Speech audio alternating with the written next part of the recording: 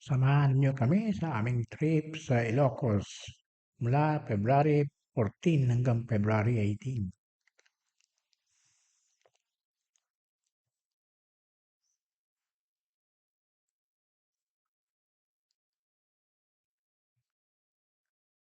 Nagtuloy kami sa Bigan Plaza Hotel sa Bigan, Ilocos Sur.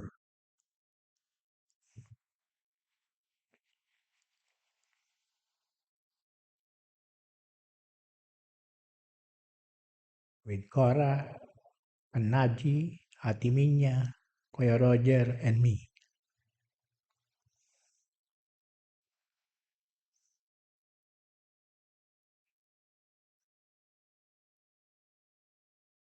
Sa aming unang araw ay nag-enjoy kami sa pagsakay sa karitela sa paligid ng Bigan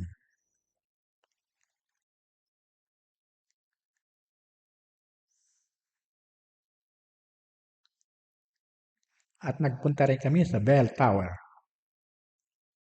at kumain sa isang restaurant na malapit sa Bell Tower at nagbisita kami sa simbahan.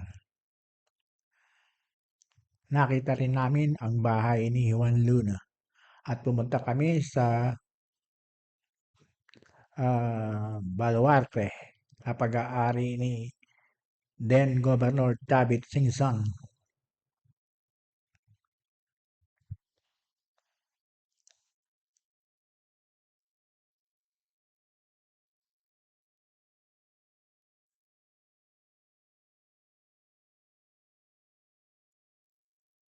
Sa gabi ay nag-night strolling kami sa Calle Crisologo na malapit lamang sa aming hotel na tinutuluyan.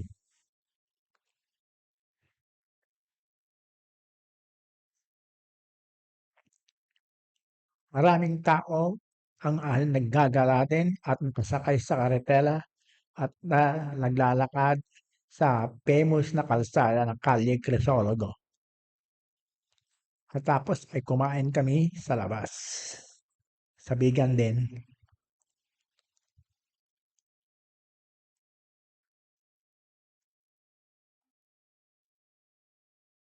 The next day ay pumunta na kami ng Ilocos Norte.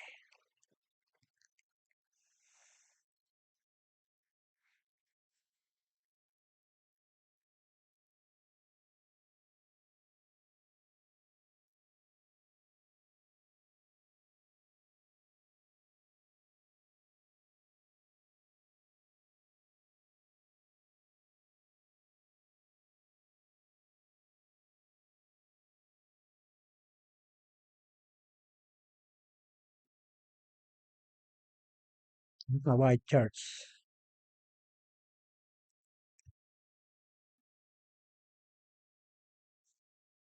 At napuntahan din namin ang Malacanang of the North.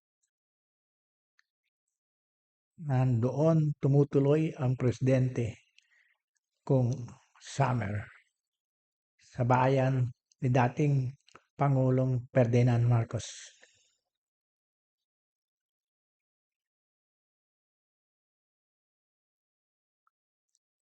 Ito ang opisina ni President Marcos noon. Nagtuloy kami doon sa naggala-gala sa Malacanang of the North, yung famous stairs ng mga wooden chairs at mga kwarto doon.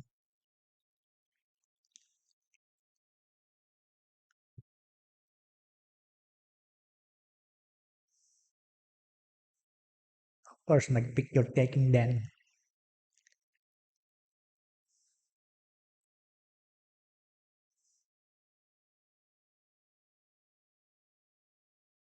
Ito ang bahay pala ni General Fabian Ber.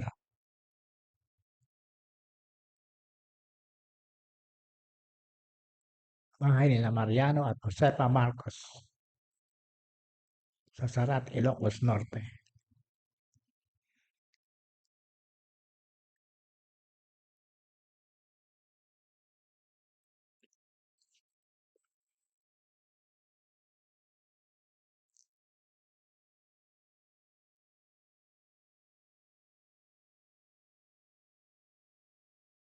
Nagpunta kami sa Cape Buhayador Lighthouse.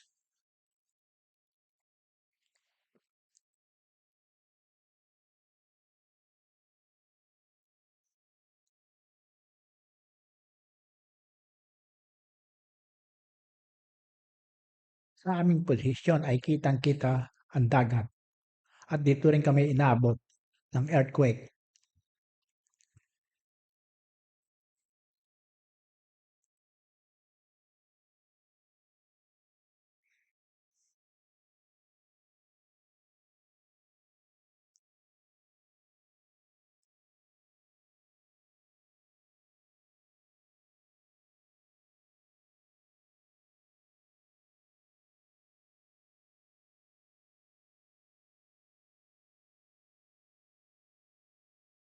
At nagpunta kami sa windmill sa Bangue, Ilocos Norte.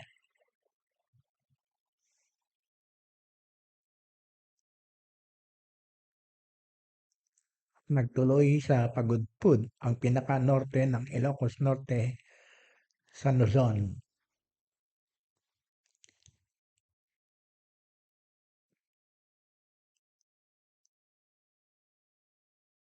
Kitang-kita ang dagat mula dito.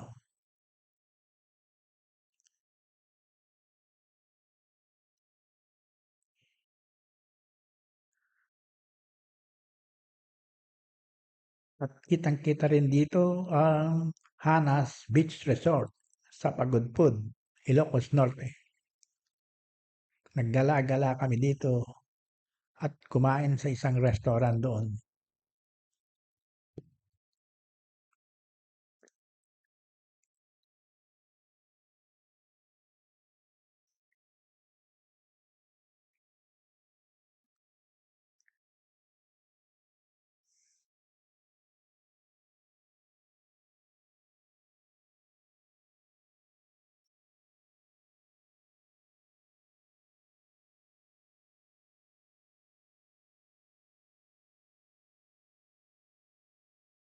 Nagbalik kami sa hotel at paraan kami ay naghapunan sa labas. At sumusunod na araw ay bumiyahe na kami pabalik ng Manila.